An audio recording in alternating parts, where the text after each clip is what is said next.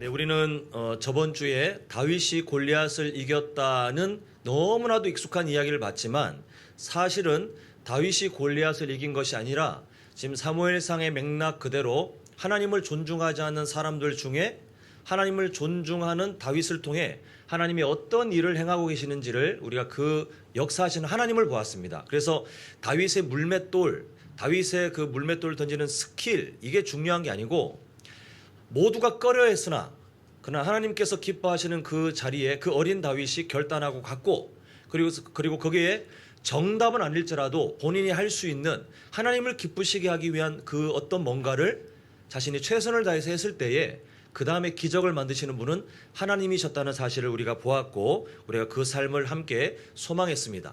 오늘 우리는 그 이후에 이제 이어지는 본문으로 18장으로 넘어가겠는데요. 자, 한번 5절을 보겠습니다. 5절을 보시면 다윗에 대한 긍정적인 내용들이 나오죠. 다윗은 사울이 보내는 곳마다 가서 지혜롭게 행했고 또 사울이 그를 군대 장으로 삼았고 또 밑에 보니 온 백성이 합당히 여겼고 사울의 신하들도 합당히 여겼더라. 이렇게 다윗에 대해 설명하고 있습니다. 자, 우리가 성경을 읽을 때 빠질 수 있는 함정이 뭐냐면요. 성경이 마치 우리가 만나는 어떤 사건처럼 일련의 사건들이 계속해서 이게 우리에게 소개된다고 생각하지만 사실 그렇지 않아요. 성경은 이건 좀 조심스러운 표현이긴 하지만 좀 불친절한 면이 있습니다. 성경은 일방적이고 불친절해서 우리가 궁금해하는 거는 중요하게 생각하지 않으시고요. 하나님께서 우리에게 말씀하시는 것에 거기만 집중하셔서 우리에게 말씀하시고자 하는 것은 때로는 길게 그리고 말씀하지 않아도 될 것 같은 것은 갑자기 시간을 확 뛰어넘어서 그냥 우리에게 아무런 정보도 주지 않고 넘어가 버리시는 경우들이 성경에 너무 많이 있어요. 때로는 시간을 뒤집어서 하나님께서 강조하시는 말을 말씀하시기도 하고 막 이게 짜집게 해서 우리에게 하나님의 마음을 나타내고자 하는 그 도구로 쓰시지 이게 어떤 역사적인 사건들이 있지만 그냥 일련의 시간들을 빠지지 않고 그 시간의 사건들을 다 우리에게 말씀하지는 않습니다. 오늘 본문이 그래요. 지금 이어서 나오기 때문에 그냥 그렇게 봐버리면 다윗이 분명히 어린 애인데 갑자기 군대 장을 해? 이렇게 생각할 수 있는데요. 그게 아니고 지금 시간이 얼만큼 뛰어넘는지 정확지는 않지만 그 17장에서는 골리앗을 상대할 때 갑옷, 이 장성한 사람들 기준으로 만들어진 갑옷을 전혀 잊지 못할 정도로 어린 사람이었는데 지금은 이제 전쟁을 충분히 감당하고 또 사울이 그를 군대 장으로 삼았더니라고 할 정도로 그렇게 세월이 흘렀습니다. 근데 지금 이 다윗에 대해서 하나님께서 지금 말씀하시는 것을 우리가 보려면 뻔한 얘기긴 합니다만 이 사무엘상에 맞는 안경을 하나 써야 되는데 사무엘상 2장 30절에 있었던 그 내용처럼 하나님을 존중하는 자, 하나님을 멸시하는 자, 이 두 전혀 다른 인생을 계속 비교하시거든요. 지금 마찬가지입니다. 그냥 우리가 이 안경을 쓰지 않고 보면 자꾸 어떤 인물의 영웅담, 어떤 인물의 어떤 일화에 집중이 되는데 성경은 사실 하나님을 보는 창입니다. 그래서 하나님께서는 다윗과 사울의 얘기가 막 섞여 있고 다른 인물들이 등장하고 하지만 사무엘상의 안경은 딱 하나예요. 하나님을 존중하는 사람들과 하나님을 멸시하는 사람들이 있는데 하나님께서 과연 그들을 어떻게 사용하시면서 어떤 하나님으로 드러나고 있는가 우리가 주목하는 것이 좀 좋은 성경을 바라보는 시각입니다. 그래서 오늘도 마찬가지로 하나님을 멸시하는 사람 사울 왕과 하나님을 존중하는 다윗의 삶이 계속 그 전 내용도 마찬가지입니다만 오늘 본문에도 나타나고 있는 것을 보게 되는데요. 지금 하나님께서는 사울 왕은 그렇게 거론하지 않습니다. 사울 왕의 어떤 긍정적인 모습은 보여지지 않고 하나님을 존중하는 다윗을 하나님이 약속하신 것처럼 사람들에게 존중해주고 계시는 것을 보게 됩니다. 그래서 그 다윗이 사람들에게 합당히 여김을 받는 정말 인정받고 정말 다윗 괜찮은 사람이야 이렇게 인정받도록 하나님이 그를 높여주시는 것을 보게 되는데요. 문제가 생깁니다. 자, 6절 7절 이어서 봅니다. 6절 7절 보시면 무리가 돌아올 때 곧 다윗이 블레셋 사람을 죽이고 돌아올 때에 여인들이 이스라엘 모든 성읍에서 나와서 노래하며 춤추며 소고와 경쇠를 가지고 왕 사울을 환영하는데 자 7절 함께 읽겠습니다. 시작. 여인들이 뛰놀며 노래하여 이르되 사울이 죽인 자는 천천히 네, 좀 아쉬운 면이 좀 있습니다. 눈치가 좀 있어야 되는데 너무 그 승리를 기뻐하다 보니 이 눈치를 뛰어넘어 가지고 이게 좀 우리가 지켜야 될 약간의 좀 사회적 예의는 있는 것 같아요. 근데 지금 어떤 상황이냐면 하나님을 멸시하는 사람 사울 왕이 존중받을 기회는 이제 아예 없습니다. 전쟁을 하고 돌아왔는데 사람들의 민심은 그냥 하나님이 존중하는 그 다윗에게 다 집중돼서 노래를 부르는 것이 다윗 그 사울 왕은 천천히요 다윗은 만만히요 이렇게 말하는데요. 요 표현을 좀 잘 봐야 될 것이 그냥 계산기 두드리는 것처럼 사울 왕이 나가면 그 정도 숫자만 그 이기고 다윗이 나가면 또 그 정도 숫자를 이겼다 어떤 그 수와 관련된 게 아니라 히브리 문화에 있는 관용적인 표현입니다. 많다라는 어떤 의미를 표현하는데 그 많다를 좀 더 뛰어넘어 어떻게 사용되냐 하면 지도력에 대한 내용을 담고 있어요. 그래서 이 노래 여인들이 좀 약간 사회적인 예의를 좀 상실한 좀 아쉬운 면이 있다고 했죠. 근데 그 민심이 그대로 드러나는 노래의 의미를 보니 사울 왕이잖아요. 근데 그 사울 왕의 지도력은 그 정도인데 다윗을 보니까 진짜 더 큰 훌륭한 지도자다. 이런 노래가 바로 천천히요 만만이라고 하는 이 히브리식 표현 그 관용적인 표현에 담겨 있는 것을 보게 됩니다. 서운할 수 있죠. 저도 만약에 아직 인격적으로 성숙하지 못하기 때문에 대놓고 누가 저를 이렇게 비교하면 제가 아무리 목사지만 저도 참 마음이 상할 것 같아요. 그 사울 왕도 마음이 상한 것 같은데 문제는 이 상함을 어떻게 처리하는지가 문제입니다. 자, 8절 보시면 불쾌감을 드러냅니다. 사울이 그 말에 불쾌하여 심히 노하여 이르되 다윗에게는 만만을 돌리고 훌륭한 지도자라 그러고 내게는 천천만 돌리니 그냥 나는 좀 부족한 지도자라고 하니 그다음 이런 불만이 나오는 겁니다. 그가 더 얻을 것이 나라 말고 무엇이냐. 이제 자신의 왕권에 대해서 다 얻으시니 이제 저렇게 훌륭한 지도자라고 하니 그러면 뭐 내 왕권만 물려주면 되나? 이렇게 지금 삐딱한 마음으로 지금 불만을 표출하면서 9절 그날 후로 사울이 다윗을 주목하였더라. 이제는 그 미운 마음을 가지고 다윗을 지금 아주 어떻게 하면 틈을 봐서 저 내가 한번 봐봐. 내가 아주 한번 기회를 잡아서 너 아주 이렇게 나쁜 마음을 가지고 다윗을 주목하고 있는 그런 지경입니다. 근데 이 일이 진짜 심각한 사건으로 벌어지는데요. 자, 우리가 아까 읽었지만 10절을 보시면 그 이튿날 지금 승리를 하고 돌아온 그 이제 다음이에요. 하나님께서 부리시는 악령이 자 저번에 말씀드렸죠. 이게 오해하면 마치 하나님이 악령을 시켜가지고 뭐 어떻게 하실 것처럼 보이는데 하나님께서는 이 악령들조차도 통치하시는 분 그런 의미라고 말씀드렸습니다. 악령이 아무리 악한 마귀들이 막 들끓어도 하나님이 나 쟤네들 어떻게 못하고 있어 이런 세상이 아니라 그조차도 하나님의 섭리 가운데 때로는 하나님이 멸하기도 하시고 때로는 허용도 하시는데 지금 그 하나님께서 통치하시는 범위 내에 악령이 자신의 갖고 있는 정체성대로 이 사울을 정말 괴롭히기 시작합니다. 그래서 그가 집안에 정신없이 떠들어대므로 하나님의 평안을 잃어버린 사람이에요. 하나님을 존중하지 않다 보니 멸시하다 보니 이제는 이 사울 왕이 하나님의 평안을 다 잃어버리고 막 불안 속에 막 정신없이 막 그렇게 행동할 때에 다윗이 예전처럼 일종의 음악 치료를 위해서 악기를 연주합니다. 근데 10절 끝을 보니 불안한 단어가 나오죠. 그때에 사울의 손에 창이 있는지라 이렇게 말합니다. 자, 11절 그가 스스로 이르기를 내가 다윗을 벽에 박으리라 하고 사울이 그 창을 던졌으나 다윗이 그의 앞에서 2번 피하였더라. 자, 이어지는 화면 한번 보시겠는데요. 한글 성경은 우리에게 익숙한 논리적인 순서로 번역이 되어 있습니다만 히브리어 성경은 완전히 다르게 배치되어 있어요. 자, 지금 단어 순서가 히브리어 원어 성경의 순서인데 던졌다. 뭐부터 나오냐 하면 한글 성경은 생각을 하고 그 다음에 행동이 나오잖아요. 근데 히브리어 성경은 그게 아니라 행동을 먼저 말하고 그 다음에 생각을 설명합니다. 이게 왜 이러냐 하면 지금 사울 왕의 현재 상황이 충동적이고 아주 급하고 그렇게 전혀 다른 사람을 생각할 것 없이 그냥 어떤 망설임도 없이 다른 사람을 죽이려고 하는 그 일, 이게 너무 잔인한 모습 아니에요? 다른 사람을 벽에 박기 위해서 창을 던진다. 근데 이 행동이 얼마나 급하게 나오는지 히브리어 성경은 이걸 표현하기 위해서 던졌다. 이거부터 나오고 있어요. 그 히브리어 단어 특징이 단어를 막 뒤죽박죽 해놔도 그 문법적인 특징 때문에 내용이 완성이 되는데 그 특징 때문에 뭘 강조하기 위해서 어떤 단어를 앞에 두는데요. 오늘 11절의 그 의미가 뭐냐면 던졌다. 생각이 뭐 드러날 게 아니라 그냥 사정 없이 망설임도 없이 악하게 그렇게 잔인하게 던졌다. 이게 지금 강조되고 있는 게 원래 원어 성경의 내용입니다.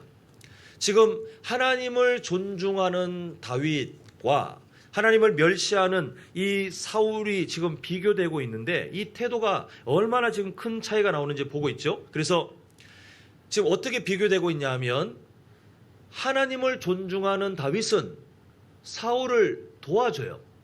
그런데 하나님을 멸시하는 사울은 그 다윗을 죽이려고 해요. 지금 이 두 내용이 비교되고 있습니다. 자, 12절 봅니다. 여호와께서 사울을 떠나 다윗과 함께 계심으로 사울이 그를 두려워한지라. 참 아이러니하죠. 누가 지금 두려워해야 되냐면 다윗이 사울을 두려워해야 맞아요. 근데 지금 성경은 뭐라고 말하냐면 하나님을 멸시하는 그 사울 왕에게 하나님이 완전히 떠나셨기 때문에 오히려 두려워해야 될 다윗이 아니라 사울이 더 다윗을 두려워하고 있는, 참 이상해요. 힘이 있는데 힘이 있는 사울이 오히려 힘이 없는 다윗을 더 두려워하는 것을 보게 되는데요. 그것은 바로 하나님께서 누구와 함께 계시는가, 여기에 따라서 평안이 있고 두려움이 있다는 것을 지금 우리에게 보여주고 있습니다. 이후의 내용을 보면 사울은 다윗에 대한 이 두려움 때문에 어떤 조치를 취하냐면 다윗을 천부장으로 임명합니다. 근데 당시 상황 때문에 천부장의 직책에 임명되면 이제 지금 전쟁 중이잖아요. 블레셋과 대치하는 그 전장에 아예 배치가 됩니다. 이 사울 왕의 의도가 두 가지예요. 저 멀리 지금 수도 여기 그 내 곁이 아니라 왕궁이 아니라 나에게서 멀리 떨어진 저 전장에서 돌아오지 마. 그리고 할 수 있으면 그냥 거기서 전사했으면 좋겠어. 이게 지금 사울 왕의 악한 계획입니다. 그런데 하나님께서는 거기서도 다윗과 함께 계시면서 다윗을 존중하는 그런 내용으로 오늘 본문이 기록되는 것을 보게 됩니다. 오늘 우리가 주목할 내용이 있는데 10절이에요. 우리가 아까 읽었지만 10절 보시면 지금 강조되는 단어가 보이십니까? 우리 빨간색으로 잘 해주셨는데 성경은 때때로 하나님께서 문학적인 기법을 통해서 우리에게 뭔가를 강조하십니다. 지금 같은 단어, 손이 드러나는데 이 같은 단어를 통해서 전혀 다른 인생, 두 인생을 지금 비교하고 있는 것을 보게 됩니다. 지금 다윗의 손에는 뭐가 들려있냐면 다른 사람을 위로하는 물건이 들려있어요. 그런데 사울 왕 손에는 뭐가 들려있습니까? 다른 사람의 생명을 빼앗는 그런 물건이 들려있는 것을 보게 됩니다. 하나님의 마음이 너무 단순해요. 아예 그냥 이 두 인물을 손이라고 하는 같은 단어로 비교하시기를 하나님의 마음, 하나님을 존중하는 다윗의 손에는 다른 사람을 살리고 위로하는 그런 삶이 들려있지만 하나님을 멸시하는 사울 왕 손에는 다른 사람을 해하고 다른 사람을 겁에 질리게 만들 만한 그런 뭔가가 들려있다는 것입니다. 바꿔 말하면 어떤 사람의 손에 뭐가 들려있고 무엇을 사용하고 무엇을 즐겨 그것을 이용하는지를 잘 보면 그 사람이 하나님을 존중하는 사람인지 하나님을 멸시하는 사람인지 자동으로 증명이 되더라는 거예요. 그게 오늘 10절을 포함한 오늘 본문 전체에 담겨져 있는 하나님의 마음입니다. 물론 사람은 합리화를 해요. 우리가 사울 왕의 마음을 조금은 이해해 줄 수 있잖아요. 지금 계속해서 예전 같지 않게 자기의 어떤 삶이 나락으로 떨어지고 있고 그리고 왕권을 생각해도 늘 불안한데 이 사울 왕에게 대놓고 사람들이 말하기를 다윗이 더 훌륭한 지도자 이렇게 하니 마음이 불안하기도 하고 시기 질투도 생기고 아마 우리도 그 자리에 계시면 다 비슷한 감정을 아마 느끼셨을 거예요. 그게 인간이기 때문에. 근데 하나님은 그 인간적인 상황을 그대로 합리화하면서 그게 전체의 이유라고 두지 않으세요. 그런 상황이 맞지만 그 상황 가운데 그러면 하나님을 존중하는 사람이라면 어떻게 행동하겠니? 하나님을 멸시하는 사람이라면 어떻게 행동하겠니? 이 질문을 던지고 계시는 거예요. 근데 사울 왕은 그런 상황 가운데 충분히 자기를 합리화하고 있지만 그러나 진짜 본심이 뭐냐 하면 성경이 평가하는 그 사울 왕의 문제가 뭐냐 하면 그런 시기 질투가 생길 만한 상황 가운데 마음이 서운해지고 분노가 이건 누구나 그럴 수 있지만 그 뒤의 일들이 왜 자꾸 더 악하게 나타나냐 하면 하나님을 존중하지 않는 인생이기 때문에 결국은 그런 삶을 선택하더라. 결국은 그 손에 그런 악한 도구가 악한 선택이 들려있더라. 이렇게 성경은 해석하고 있습니다. 우리의 삶을 좀 돌아봤으면 좋겠습니다. 하나님의 통치 안에 우리가 살아가고 있는 것은 맞습니다만 하나님은 우리에게 우리의 경건을 증명하시도록 주신 것이 있는데 바로 자유의지예요. 우리 성도님들이 지금까지 살아오시는 삶이 다 그래요. 물론 하나님께서 우리를 강권적으로 역사하셔서 이쪽으로 인도하시기도 하고 길을 막으시기도 하고 막 우리의 생각을 주장하실 때도 있긴 합니다만 더 높은 확률로 더 많은 사례들 보면 하나님이 우리에게 자유의지를 그냥 허용하고 계세요. 하나님께서 손을 떼시는 것도 아니고 하나님께서 내가 너를 더 이상 내가 어떻게 못하겠다 포기하시는 것이 아니라 이유는 하나입니다. 우리가 하나님을 존중하는지 멸시하는지 증명하라는 거예요. 오늘 아침에 일어나셔서 지금 이 시간까지 오실 때에 하나님께서 우리 성도님들의 정신을 그냥 쇠뇌시키는 것처럼 정신을 확 빼놔가지고 내가 정신을 잃었는데 눈 떠보니 지금 예배 드리고 있네? 이런 분 계십니까? 아무도 안 계실걸요? 항상 선택을 하십니다. 일어나서 어떤 생각을 하시고 어떤 말들을 하셨을 것이고 어떤 행동을 하실 거예요. 어떤 분들은 예수님 믿는다고 아니면 과거에 어떤 기독교인으로 살았던 추억이 있어도 어떤 선택을 했습니까? 주일 예배 안 드려요. 다른 게 더 중요합니다. 안 드릴 만한 수백 가지 이야기가 이미 그 어떤 분에게는 있어요. 근데 우리 성도님들에게도 동일해요. 몸이 좀 피곤할 수도 있고 요즘 주말에 지금 공기 안 좋더라고요. 집 나가면 공기 안 좋은데 내가 몸이 안 좋은데 이런 생각할 수도 있고 오늘 하루만 좀 아니면 오늘 가족들과 함께 아니면 내가 오늘 이렇게 하면 나에게 더 이득인데 다른 모든 선택지가 많이 있지만 오늘 성도님들의 선택은 하나님께 예배하는 것이 중요하지라고 하셔서 오늘 이 자리에 오신 겁니다. 무슨 강압적인 이유가 있겠어요? 저 그렇게 나쁜 사람 아니잖아요. 우리 성도님들이 부득이하게 빠지신다고 제가 막 괴롭히고 아닙니다. 옆에 누군가 또 괴롭히는 분 없어요. 우리는 누구나 다 이유를 이해하고 그러실 수 있겠지 무슨 일이 있겠구나 다 이해합니다. 그러나 우리 성도님들은 이 시간에 예배하는 것을 선택하셔서 어떤 분들은 어린 자녀를 이끌고 어떤 분들은 사춘기에 있는 자녀들 막 설득해서 어떤 분들은 여러 상황 가운데 그 일들을 다 정리하고 때로는 마음이 막 무너지는 어떤 상황이 있을지라도 이 자리에 예배하는 일을 선택하여 이 자리에 오셨어요. 그게 자유의지예요. 하나님은 그걸 받으시는 거예요. 야, 네가 다른 것을 선택할 수 있는 자유가 있지만 나를 존중하여 오늘 함께 예배하는구나. 참 내가 기쁘다. 이렇게 하나님께서는 우리의 자유의지를 통하여 우리의 삶 가운데 선택을 통한 예배를 받으시더라는 거예요. 오늘 본문의 언어로 보면 우리에게는 자유의지라는 우리 인생의 손이 딱 있는데 그 손에 어떤 사람들이 있잖아요. 미움이 들려있고 분노가 들려있고 그리고 질투, 시기 아니면 폭력 이런 것들을 들고 있어요. 그래서 어떤 상황이 되면 저 사람 때문에 이 손에 든 뭔가를 마치 사울 왕이 그 상대방 다윗을 벽에 박기 위하여 창을 그냥 생각도 안 하고 던진 것처럼 우리가 항상 손에 들고 있다가 그런 상황이 되면 우리가 생각하여 저 사람을 미워해야지, 저 사람에게 시기해야지, 저 사람을 질투해야지 우리는 생각하지 않습니다. 순식간에 이게 사용돼요. 순식간에 상대방에게 던져지는 것을 보게 됩니다. 물론 이유들이 충분해요. 그 사람이 그만큼 우리를 힘들게 했겠죠.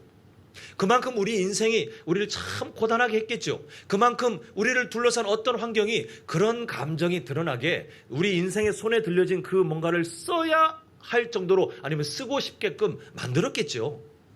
그런데 하나님께서는 우리가 그렇게 뭔가를 사용했을 때에 단순하게 그 본질을 꿰뚫고 말씀하시기를 너는 나를 존중하지 않는구나. 사울 왕처럼. 이렇게 보시는 거예요. 근데 반대의 경우도 있습니다.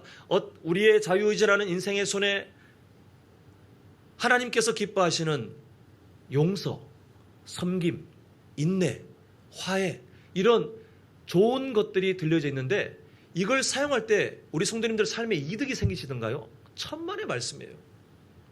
우리가 그 뭔가 하나님이 기뻐하시는 뭔가를 사용할 때 항상 세상적으로 갑자기 그냥 권선징악의 기계적인 하나님처럼 우리가 사용하자마자 상대방이 막 우리에게 마음을 열고 당신 정말 좋은 사람이군요 막 박수를 보내고 우리가 그렇게 했기 때문에 세상적인 이득들이 막 우리에게 복처럼 막 밀려오고 절대 그렇지 않습니다.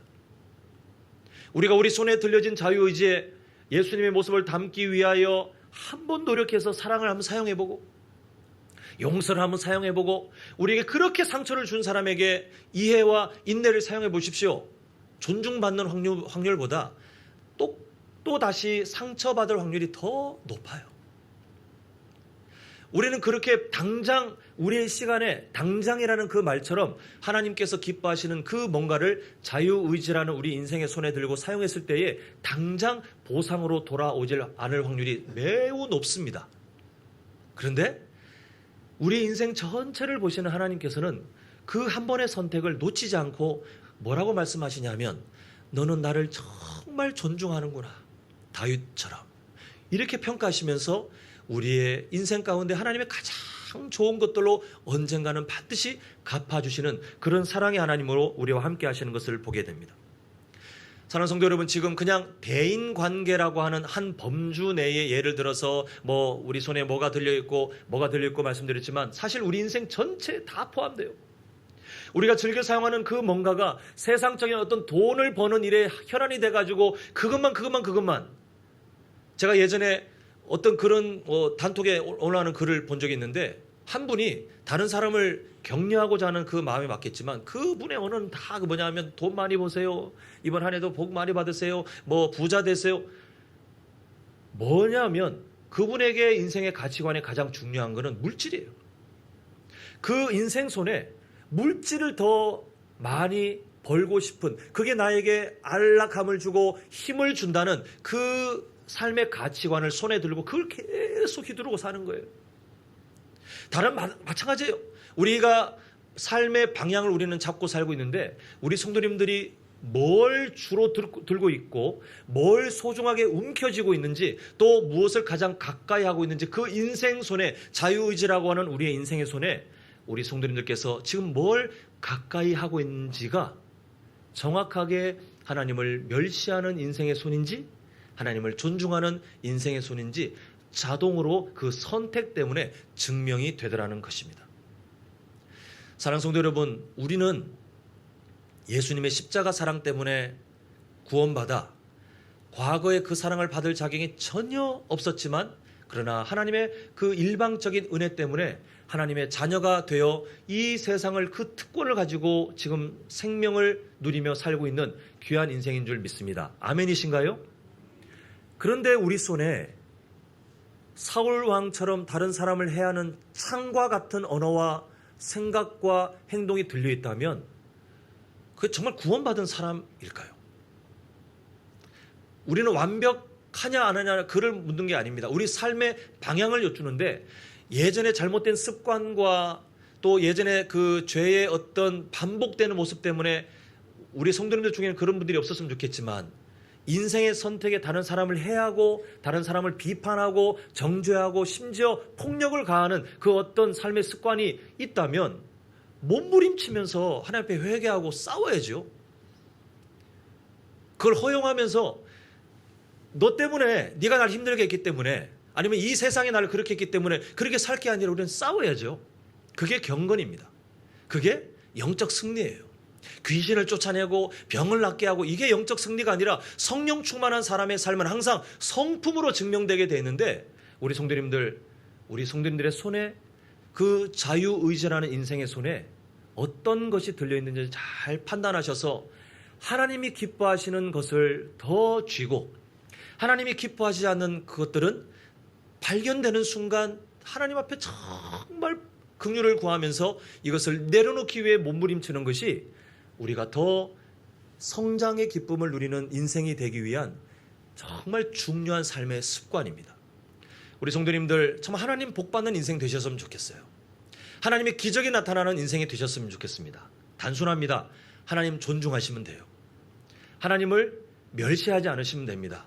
우리의 인생의 손을 잘 점검하셔서 어떤 것을 중요하게 생각하고 있고 무엇을 지금 내가 반복해서 쥐고 있고 또 어떤 것을 우리가 즐겁게 느끼고 있는지 잘 판단하셔서 정말 하나님이 기뻐하시는 것들을 2023년 한 해 동안 잘 더 발전시키셔서 하나님이 기뻐하시는 성장하는 우리 모두가 되시기를 또 그 능력을 누리는 우리 모두가 되시기를 간절히 소망합니다.